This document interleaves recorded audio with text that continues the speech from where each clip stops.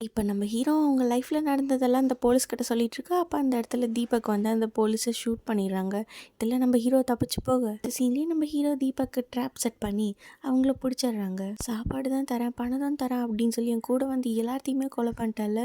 என் கூட இருந்த பொண்ணு அந்த ப்ரெக்னென்ட்டா இருந்தா அப்படின்னு சொல்லி நம்ம ஹீரோ ரொம்ப எமோஷனல் ஆகி பேச, அந்த பொண்ணு சாகடிக்கல. நீ மட்டும் என் கூட வந்து அந்த மணிய மட்டும் நம்ம டிரான்சாக்ஷன் பண்ணிட்டோம்னா போதும். ஃபர்ஸ்ட் நீ குஷ்பு என் கண்ல காட்டு அப்படின்னு சொல்ல, இப்ப நம்ம குஷ்பு இருக்க ஹாஸ்டல்ல போய் காட்டுறாங்க. அந்த இடத்துக்கு அந்த பிஸ்னஸ் மேனோட அடியாளுங்களாம் வர, நம்ம தீபக் தான் அவங்க எல்லாத்தையும் காப்பாற்றி வெளியில் அனுப்பிச்சி விட்றாங்க. அந்த டைமில் தீபக்கை ஷூட் பண்ணிடுறாங்க.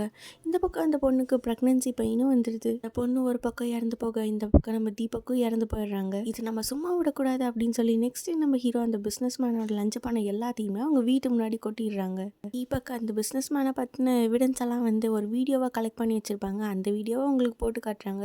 இந்த வீடியோ மீடியாவுக்கு போகக்கூடாதுன்னா ஒரு நாள் நான் சொல்கிற மாதிரி நீங்கள் பிச்சை எடுக்கணும் அப்படின்னு சொல்ல, அந்த ஆள் ஒரு நாள் ஃபுல்லாக கஷ்டப்பட்டு பிச்சை எடுக்கிறாங்க. லாஸ்ட்டாக நம்ம ஹீரோவை கண்டுபிடிச்சி அவங்கள போட்டு பயங்கரமாக அடிக்க, வேறு வழி இல்லாமல் நம்ம ஹீரோ அவங்கள கொலை பண்ணிடுறாங்க. லாஸ்ட்டாக குஷ்புவோட குழந்தைய நம்ம ஹீரோயினை காப்பாற்றிடுறாங்க. இதோட இந்த படமும் முடியுது.